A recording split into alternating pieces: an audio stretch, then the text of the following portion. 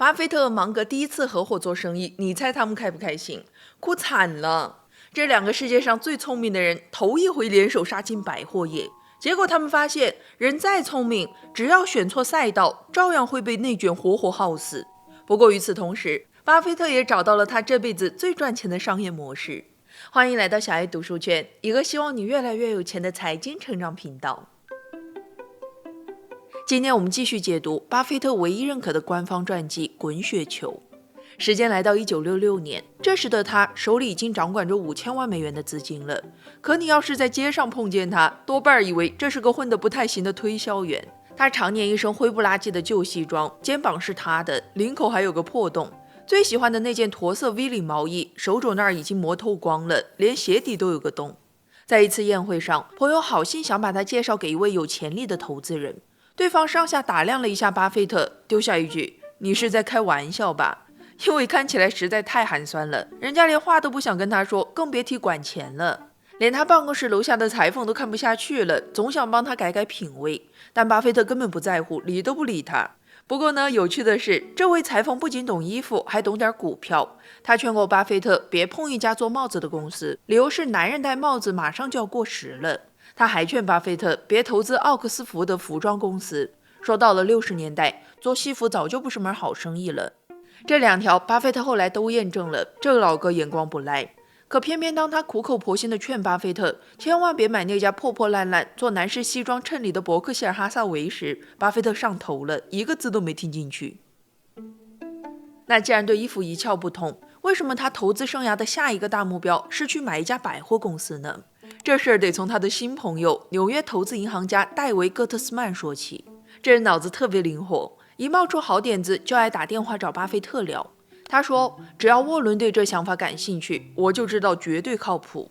1966年1月，戈特斯曼带来了一个猎物 Hawkshield.com 百货公司。这是巴尔的摩市中心的一家老牌百货，门店占了整整一个街区。最让巴菲特心动的是，这家公司的老板科恩家族是出了名的节俭，全家都开着旧车。戈特斯曼还说，现在这个家族有心想卖掉公司，估计能拿个不错的折扣。这真是戳中了巴菲特的胃口，他立马拉上查理芒格飞去实地考察，仔仔细细盘算起了这门生意。俩人到了之后一看账本，觉得真便宜，加上老板人品又好，当场拍板出价1200万美元。为了拿下这家公司，巴菲特、芒格还有戈特斯曼专门成立了一家控股公司，叫多元零售。巴菲特占大头80%，另外俩人各占10%。接着，他们跑到马里兰国民银行去申请贷款。信贷员一听，眼睛都瞪圆了，就买这么个又小又旧的百货公司，你们要借600万？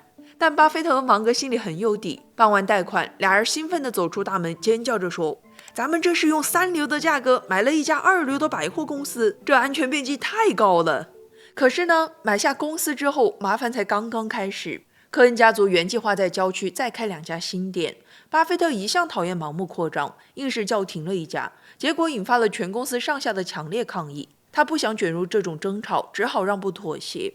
接着，更多头疼的事儿找上门来了，也让他们亲眼看见了零售业残酷的真相。只要这4家店里有1家装了电梯，另外3家就一定得跟着装；只要1家升级了橱窗或者换了新的收银机，另外3家就必须照着做。芒格后来发明了一个比喻来形容这种商业模式。他说，这就好比你在游行队伍里看表演，只要有1个人踮起脚尖，所有人都得跟着踮脚，最后大家不仅没有都看得更清楚，反而把腿都弄酸了。这就是零售业的内卷，隔3差5就会冒出个对手想超过你，于是你辛辛苦苦赚的每1分钱都得重新砸回店里升级设备，才能勉强不掉队。这次教训让他们意识到，必须要去找那种不需要持续往里砸钱的好生意。不过呢，这趟也没白折腾，这是巴菲特和芒格第一次发现，原来他们俩可以搭伙干事情。通过这家新公司一起研究怎么收购别的企业，俩人玩得贼开心。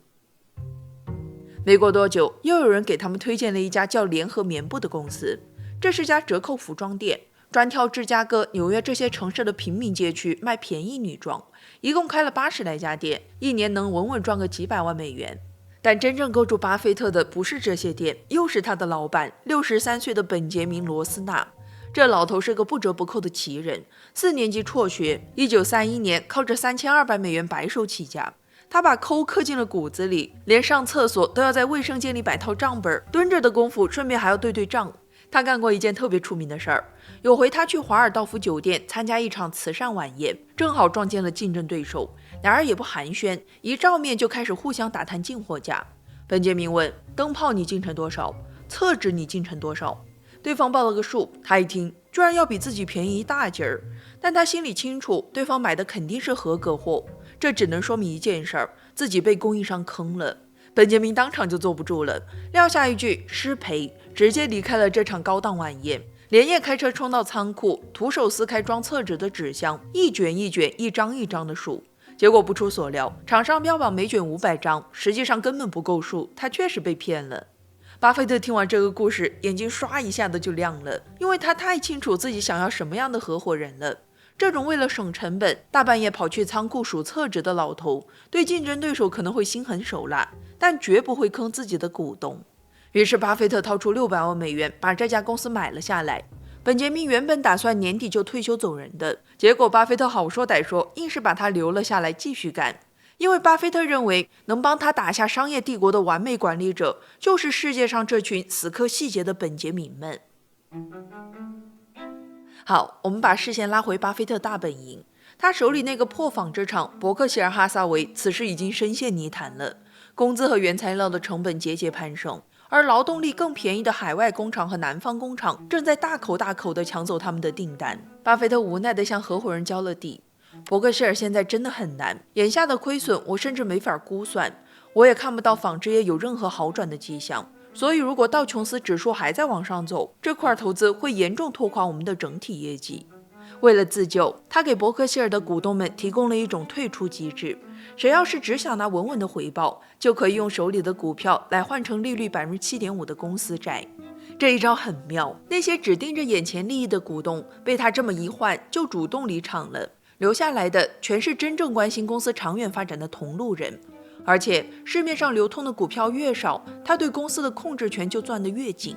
接着他卯足了劲儿，想把钱从纺织这个无底洞里抽出来，连厂里再小的决策他都开始亲自过问。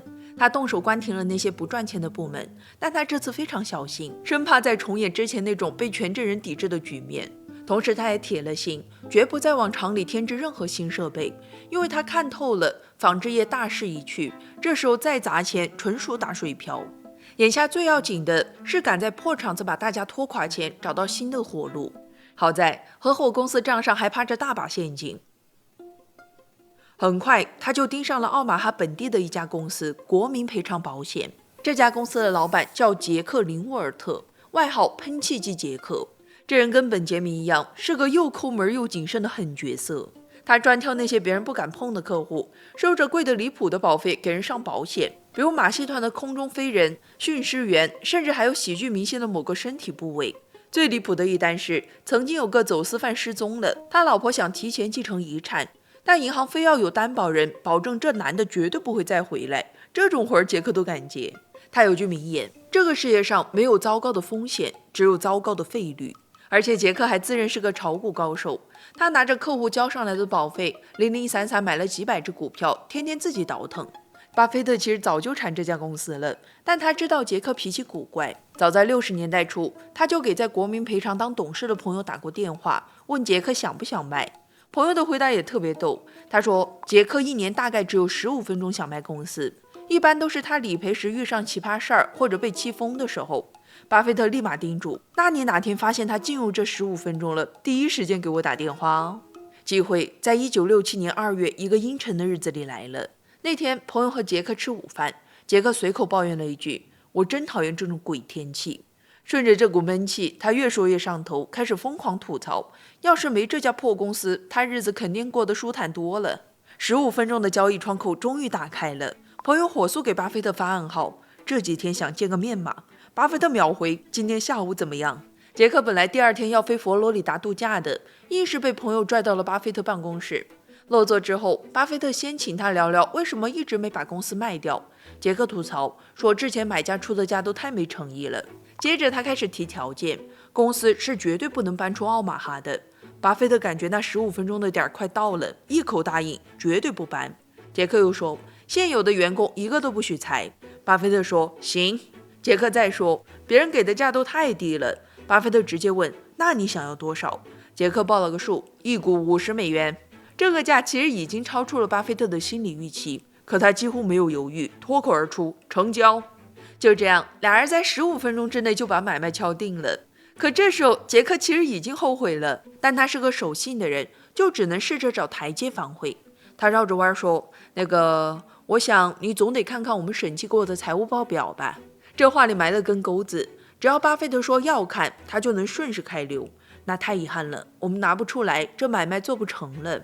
谁知道巴菲特眼疾手快，一句话就把他堵死了。我根本就不想看什么审计报表，那玩意儿最没用了。杰克不死心，又来回拉扯了好几个回合，最后只能认栽。巴菲特生怕夜长梦多，火速起草了一份1页多的手写合同，双方连律师都没请，转头就把钱打进了银行。他就怕杰克去海边吹吹风又反悔了。等他度完假回来，一切都已尘埃落定。签字那天，杰克故意迟到了10分钟，借口说是找不到车位。其实他只是在为失去自己一手带大的公司难过。那么问题来了，巴菲特这次为什么连财报都不看，掏钱掏得这么痛快？因为他心里早就盘算好了一套新的玩法。他要把保险公司账上那些闲着的浮存金拿去买便宜的好公司好股票，万一哪天理赔急需用钱，他旗下的其他生意又能随时输血补上。他把国民赔偿这台源源不断吐现金的机器塞进了伯克希尔那个千疮百孔的纺织厂壳子里，两者一结合，就拼出了一个能自我造血的完美资金池。这就是巴菲特一直用到今天，让财富像雪球一样越滚越大的核心引擎。当然，跟之前一样，他给了杰克丰厚的回报，还跟他交上了朋友，成功劝他留下继续管公司。杰克不光答应了，还反手用卖公司的一部分钱买进了伯克希尔的股票。与此同时，外面的世界早就天翻地覆了，嬉皮士运动、摇滚乐、毒品文化正席卷整个美国。股市里到处都是红了眼的年轻人，把那些连1毛钱利润都没有的科技股一路捧上了天。随便一个聚会，人人都在聊股票，连家庭主妇坐在美容院里都在给经纪人打电话下单。36岁的巴菲特反倒像个跟不上时代的老古董了，大家都在疯抢宝利来施乐这些明星科技股，他却根本看不懂这些公司在干嘛。可他不但没放宽标准，反而给合伙企业又加了2条新规矩，把投资变得更严苛了。第一，绝不碰自己看不懂的复杂技术。他自嘲说自己对半导体的了解就跟了解金龟子求偶的习惯一样，约等于0。第二，哪怕利润再诱人，只要牵扯到大规模裁员、关厂这种得罪人的烂摊子，他也坚决不沾。这时候的巴菲特手里握着上亿美元的资产，账上还躺着巨额的保险浮存金，可他却觉得这个世界自己看不懂了。面对这样一个疯狂的市场，巴菲特做出了一个让所有合伙人都吓一跳的决定。他到底干了啥？我们下集接着聊。